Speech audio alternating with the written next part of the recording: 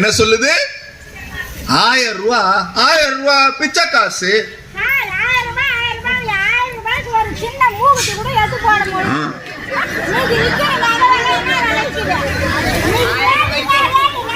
உட்காரு பாரு. ஆத்தாவுக்கு என்ன ஆசைன்னா 10 பவுன்ல 1000 ரூபாய்க்கு நகை கொடுத்தா தான் 1000 ரூபாய் மதிப்பேங்க. நான் ஒரு விஷயம் சொல்லட்டுமா? உங்க பேர் என்ன? மாலதி. மாலதி அம்மாவுக்கு 1000 ரூபாய் வருதா? ஒரு நிமிஷம், வருதா? மாசத்துக்கு 1000 ரூபாய். வருஷத்துக்கு எவ்வளவு? வருஷத்துக்கு எவ்வளவு? வருஷத்துக்கு எவ்வளவு? 12,000.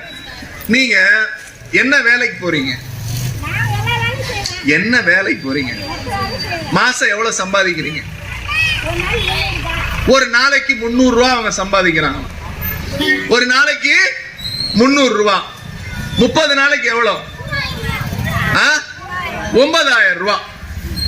9,000 ரூபாய் நீங்க சம்பாதிக்கிறீங்க இல்லையா? ஆமா தானே? ஏன்னா 1000 ரூபாயில வந்து ஸ்லாப் இருக்கு, இவ்வளவுதான் வருமானம் இருக்கணும்னு. நீங்க தான் சொல்றீங்க 9,000 ரூபாய் சம்பாதிக்கிறேன். நாளைக்கு நிப்பாட்டினா என்னைய கேட்க கூடாது.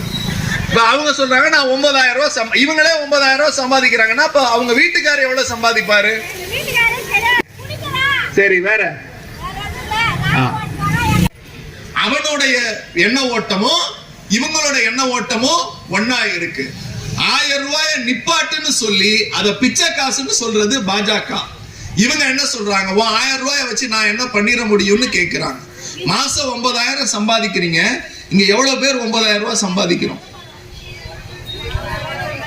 சத்தமா அந்த 1000 ரூபாய் உங்களுக்கு பயனுள்ளதா இருக்கா? கைய தூக்கி சொல்லுங்க. அந்த 1000 ரூபாய் பயனுள்ளதா இருக்கா? இந்த பாருமா, இவ்வளவு பேருக்கு பயனுள்ளதா இருக்கா. உனக்கு தான் பயனுள்ளதா இல்ல. ரேஷன் கார்டு இருக்கா? ரேஷன் கார்டு இருக்கா? அரிசி வாங்குறீங்களா? அரிசிக்கு காசு வாங்குறாங்களா? இல்ல இல்ல, அரிசி காசு இல்ல, 1000 ரூபாய் காசு எல்லாமே உங்க வீடு தேடி வருது. ஆனா இவங்க என்ன சொல்றாங்க? அவங்க என்ன சொல்றாங்க? 1000 ரூபாய் எனக்கு 10